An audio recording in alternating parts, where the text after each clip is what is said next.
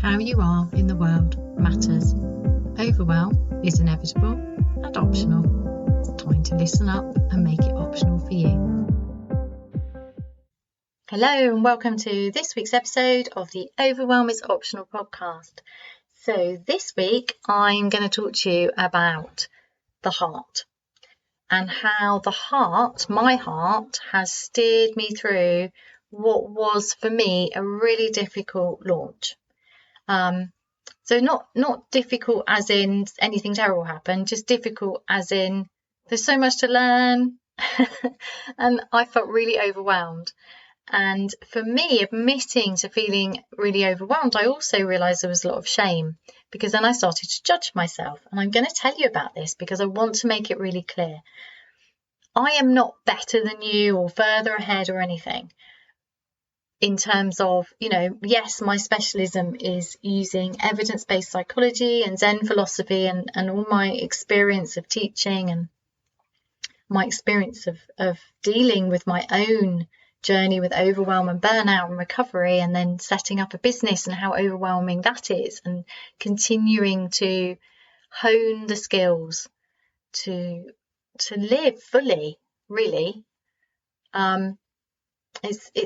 It's not that this stuff is difficult. This is my passion. What was difficult was, oh man, there's so much to learn, So I don't know about you, but I have a huge heart. I am so passionate and heart-led. I'm so driven, and I know so many people who are the same, whether you're employed and you just want to do a good job, you don't want to let people down, you want to make people happy, you want to do things well.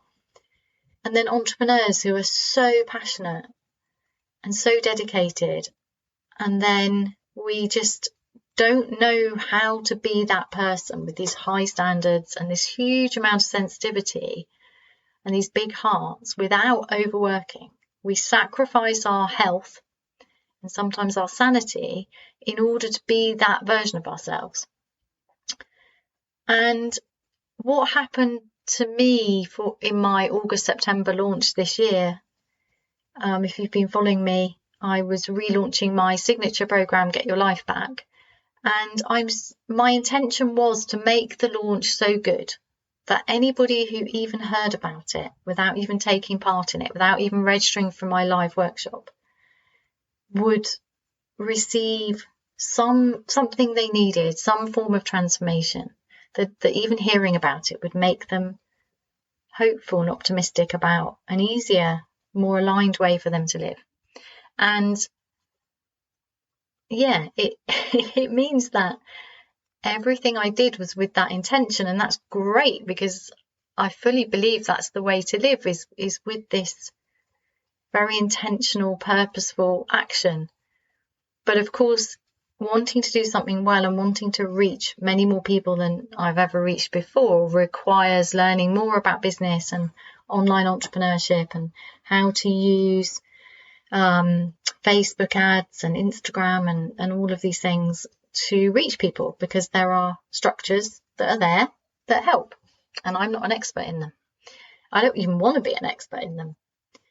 But I do have the processes to do that from the program that I joined for me, Business by Design, James Wedmore's Business by Design. And I find it incredible, but there's still a lot to learn. And I was literally, do you know what it reminded me? It reminded me of doing my finals. Now, I flunked out of university, so my finals were as a 39-year-old with 2 teenagers while working part-time. And it was really, really tough, right? I mean, finals are tough enough anyway, because you've got so much to keep in your mind, so much work to do. But doing it as an adult, single working mum was really, really tough. And probably my first serious burnout, although I recovered because I went to see a friend in Hong Kong and slept like 13 hours a night. And I recovered from that. And I didn't actually realise I'd burnt out. And also I think I was kind of prepared for it, because it was literally, I was doing something crazy, but there was an end. And yeah, anyway, this launch really reminded me of that time, because I was cramming my mind with the learning in order to make this launch as successful as I wanted, which was reaching more people and at a deeper level. So there was a lot of being of service for me. There was a lot of heart-led stuff, and it's tough, right? Putting your heart on the line, getting out there, risking rejection. It's really hard, but I guess I'm getting more used to that. I don't know if it gets easier or not, but for me it was the learning how to put the words into the right structure. You can't just send stuff out in the world. I mean, you have to have, there are structures and processes that people teach, and they work, and I didn't know them and was literally learning them, then doing. It was really hard, really hard. I felt I went through huge roller coasters of, yes, I'm doing it, to, oh my God, I can't cope, I can't sleep. It affected my sleep because it was just there all the time, this holding it in my head. And yeah, it was, I felt really overwhelmed. And what I noticed was, as soon as I felt overwhelmed, I heard the judgment. You ought to be able to do this without being overwhelmed. You're now not walking your walk. Really interesting that it triggered all of my default patterns. So I have the same default patterns as you if you are one of my, people, I guess. I don't know what you would say, really. The kind of people I work with have these default patterns of wanting to do things really well, but being very sensitive. And it's these high standards, I think, that get us into trouble, because we don't want to do things badly. And I wouldn't say I'm a perfectionist, as in I recognise that to get the amount of things I want done, it's not going to be perfect. And I do go with the better done than not done at all thing. But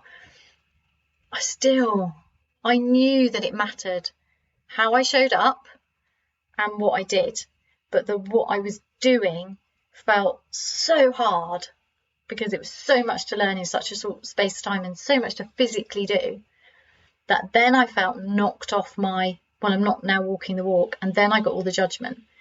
So you're not good enough to teach this stuff, because look at you, you're overwhelmed. Look at you. Now you're anxious that you're not doing it right. Well, you should be okay. You ought to be better than this. You ought to be able to handle your emotions better. You ought to be more confident. Really interesting. Not so interesting when you're in the middle of it, though. And I was aware of it. I knew that, I guess for me, probably what a lot of the pressure was that this was a major up-leveling. I knew that to do this, that I would experience these kind of triggers back to my default patterns, and that I would have to I was having to pull on everything I teach, everything that I teach in my programs, on this podcast, everywhere. I was having to revisit all of it, re-hone it. And that's a really good thing for you. It's also a really good thing for me, because now I'm like, okay, so I don't have to be perfect. I don't have to be really, really good at this. All I have to be is doing it, because it's always a practice. So yeah, it was, I found it really stressful because I wanted to do it so well. And then I was judging myself for allowing myself to get overwhelmed. I thought I should know better than this. But actually what I learned was, no, I'm human. And I still have those default patterns of wanting to do things really well, of becoming easily overwhelmed and stuck in my head, because I like learning, I love words, and actually my mind's quite an interesting place to be, and I'm very creative, so I do spend a lot of time in my head. And then I had to forgive myself and practice a lot of self-acceptance, a lot of, no, it's okay. The reason that you feel like this is because you're doing something really difficult. You're daring and courageous. You're going to the next level with your business. And that's what I realized. Each time we push to do something harder, we go to the next level, we want to grow, then those default patterns of overwhelm and judgment, and for me, the tendency to overwork. So I did overwork and I did get tired. And at one point I was getting my first, I don't know about you, but maybe you have noticed there's like a signal when you're overworking, it's starting to affect your health. And mine is little like mouth ulcers on the back of my throat. And I was really surprised. It's funny now, but at the time it wasn't. I was like, well, how's that happened? I look after myself. This is who I am now. This is my business. I walk the walk. I was like, this isn't allowed. This can't happen. This is impossible. I have good systems that work. I practice, I do all of the neutral noticing myself. I look after myself. I listen to my body. Why is this happening? It's gone wrong. Yeah, there goes your mind for doom stuff. And it forced me to rest. Of course it did, because I do listen to my body, and I did notice. I was like, okay, so I'm overworking. What can I do? And I took steps, turned things upside down, sorted things out, and did things differently. And I changed my expectations, and I guess I brought more grace to the situation and stopped pushing. I was pushing hard to do it really well, so I had to find a different way. I had to re-examine my how, which is what we always need to do, right? How am I approaching this? Okay, so how could I make it easier? How could I make it more fun? What could I do? And I also asked for help. And this is really, really important. And I received help. And it was very, very easy, actually, to get help. This was also, I think, a really good learning thing for me. Now, throughout my life, I've found it difficult to ask for help because I've been betrayed. So, there's a trust issue there. And people, not everybody you ask for help with is going to be a good person to ask for help, and it can take a while to learn. But now I have great people, I really am grateful, and I have some amazing people in my life who I'm so grateful for. And if I just turn up and say, just message and say, I need your help, I need some support, they're there, just like that. Amazing. Absolutely incredible. And so, so grateful. And I also got coaching inside Business by Design, and it was so, so valuable. And one of the things one person said was, go and have some fun. And I thought, yes, that makes sense, because I was already thinking that, but I couldn't. I think I just was feeling so overwhelmed. I'm like, well, how can I have fun in the middle of this? There's all of this stuff to do, and there are deadlines. There are serious deadlines, and this is important. You can say, well, it doesn't matter because you could just move your dates because you're self-employed, so you can do. No. I couldn't. I'd already moved things, and I couldn't move things anymore. And it does matter, actually. It matters very, very much, because this is my life's work. This matters to me. This is who I am and what I'm feel like I'm here to do right now. And it matters to me because there are people who are struggling and in pain, and they are where I was a few years ago, and I have a solution that works for them. And it is my job to let them know, to invite them in, to say, even if they don't join this time, they might join further down the line. It's really important to me. And that brings me joy, and that makes me happy. So it's not okay to just go, well, I can't do this, it's too hard. That doesn't work for me. It's not who I am. Quitting is just not an option. So it was, how can I do this with more self-kindness, with more care, even more listening to my body? And then the idea of bringing in fun. And this is what I did. And this worked so well for me. I went to the beach. I took a whole day and went to the beach. I did take some coaching questions I've been given and a note pen, but I kind of let it go. When I got to the beach, it was so warm and this wind and so beautiful. And I read a novel, which is really good for me because I don't often read fiction. So it's a real break from learning. I love learning. I actually find it really relaxing to learn. But actually reading a novel that day was so good. And it did me the world of good because I'm a natural beach person. I'm like, I don't know, I grew up on an island, so I grew up going to the beach, and for me, I knew it would be nourishing. And it was one of the last hot days of summer, although we seem to have summer back again, which is really exciting. But I really wanted to just take that opportunity, and to dare to do it in the middle of the launch was the best thing ever, because it was rebellious, because it was playful, because it was all about me, and it was nourishing. And that act in itself, well, that is me walking my walk. So that's being aligned, that's being true to myself. And that changed a lot of things for me. And yeah, I'd highly recommend that. I'd highly recommend turning things upside down and saying, but what if you could? What if you could go to the beach in the most difficult, in a really difficult week of your life? What if you could just go and do something that's really good for you and is fun? Because it changes things. It's a bit like, I think a really good thing to do as well is to turn upside down. So if you're standing, you put your head upside down and then look backwards through your legs. And the world is upside down, right? I mean, if you're really good at headstands, you can do it that way, but this is a stable way of doing it. Looking at the physical world upside down literally changes your perspective because the world's upside down. It's a small thing. Try it. We have to shake ourselves out of this tunnel working, getting things done. I'll rest when it's done continuously. It's a never ending. And this is what I learned. This is what I really, really learned. It's not finished.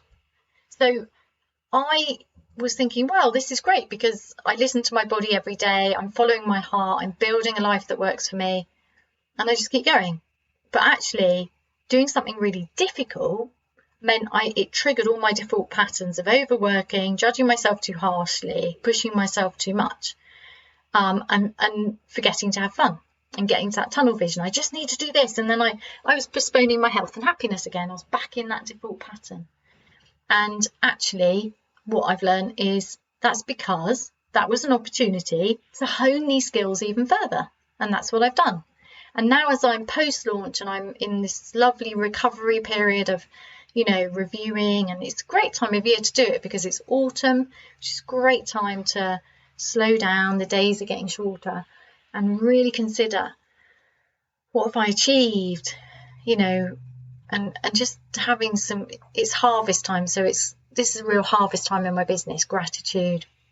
So exciting to be working with new people and doing new projects, and it's lovely. It's so exciting, so satisfying. It really is harvest time in my business, and at the same time I'm harvesting in my garden, and there's just something really lovely about that synchronicity between the seasons and the season of my business. And as I am planning out the next year of my business and my life, because they're completely intertwined, I'm looking at the seasons and launching when my energy is good. The seasons, and it's really nice. Anyway, what I learned was there's just every time you choose to do something difficult, it's going to create a storm, and that's okay because the skills are still there, the new understanding is still there. So what happened is I got overwhelmed and it upset me because I thought I was just a bit rubbish, which is the judgmental mind coming back, the wanting to be really good at something, the wanting to be integral and authentic and true. And actually what happened was I very quickly righted myself, not in one go. It's not like a capsized dinghy, but continuously, just waking up in the morning going, hang on a sec. Yes, I've got loads I want to achieve today, but how can I achieve that and look after myself? How can I approach this overwhelming and stressful time and grow from it? As in, look after myself better, listen to my body even more. And yeah, it's been really hard for me. I found it really hard, but really rewarding, because what I know even more deeply than I knew before is that what I teach works for me. And it works for those I teach, and it works for my clients. And having put it through, I guess it's like a test, isn't it? Will it work under the next crisis? Yes. Is it instant? Not necessarily. And that's okay, because actually at the moments of feeling really exhausted and overwhelmed and like, oh, this is just really hard, and doubting myself and judging myself harshly and thinking I'm not good enough, took me right back to the time that I know some of you will be in. And it was good for me to remember that, to remember how far I've come, and to remember how painful it is, and how that's no way to live, and that's not how I choose to live. but it allowed me to grow and hone my skills and heal, actually, and go, yeah, you used to feel like this every day and much worse, and now you don't. Well done, you. And then I could celebrate myself and how far I've come. So pretty exciting. It was a hell of a roller coaster, but I'm sharing it with you because I want you to understand that this really is just learning new skills. It's learning that if you're like me and you get easily overwhelmed and you have these high standards and you want a lot out of life and you are sensitive and you like being reliable and doing a good job and not letting people down, and you have these default patterns of ending up stuck in your head, overwhelmed, ignoring your body, getting exhausted, it doesn't have to be that way. It doesn't have to be that way. And I'm proof of that. That's why I've recorded this episode, because I have the same default patterns as you, and I'm doing things differently. And I'm still doing things differently, even when it gets really difficult. And am I doing it perfectly? No. Thank God, because then I'd be completely unrelatable and you just think, well, it's easy for you, Heidi. No, it's not easy for me.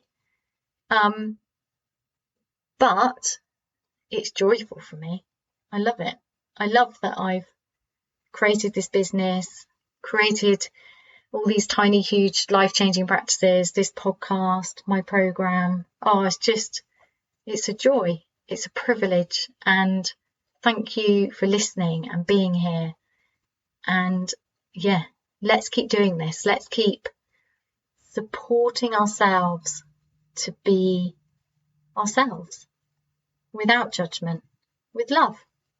Because who you are matters, and how you are matters very much. Have a great week. I'll see you next week.